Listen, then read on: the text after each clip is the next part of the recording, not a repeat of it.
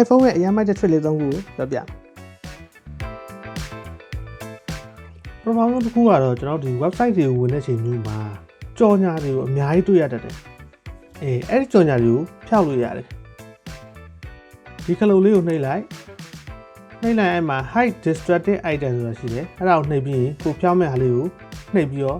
hide လုပ်လိုက်ရုံပါပဲအဲ့လို highlight လို့ရှိရင် Thanos က snap လုပ်လိုက်လို့မျိုးပဲအမုံလေးဖြစ်သွားတာပေါ့နော်တော်လေးကို satisfy ဖြစ်ဖို့ကောင်းပါတယ်သူကကြော်ညာရင်မှမဟုတ်ကိုမမြင်နေတာအကုန်လုံးကိုဖျောက်လို့ရတယ်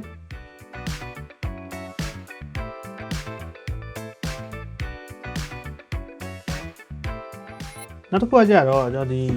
spotlight size bar မှာတော့ money converter ပါတယ်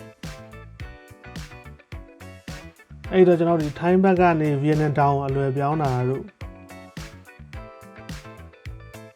Japanese yen ကနေ USD ပြောင်းတာမျိုးတွေEuro ကနေပေါင်ကိုပြောင်းကြည့်တာမျိုးတွေလောလောကူကူမြင်မြင်ဆန်ဆန်ကြည့်လို့ရတယ်ပေါ့နော်မြန်မာချက်ကကြတော့ Google ကပတ်စံကိုပဲပြမှာဖြစ်တဲ့တော့ဒါတော့ကိုယ့်ကိုကြည့်ကြပြီးတော့ချိန်ဆပါနော်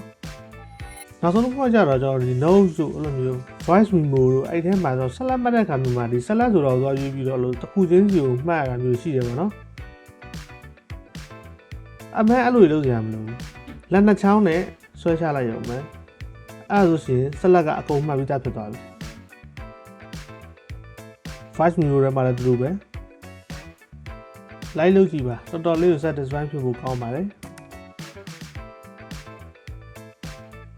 ဒီချက်တွေတဲ့ကဘယ်ချက်တွေကိုကိုကသိတယ်ဘယ်ချက်တွေကိုကမသိဘူးလဲဆိုတော့အောက်က comment ထဲမှာဝင်ရောက်ဆွေးနွေးခြင်းခေါ်ရလို့ရပါတယ်ဒီနည်းလမ်းနေနဲ့ iPhone ကိုကြကြသုံးလို့ရတယ်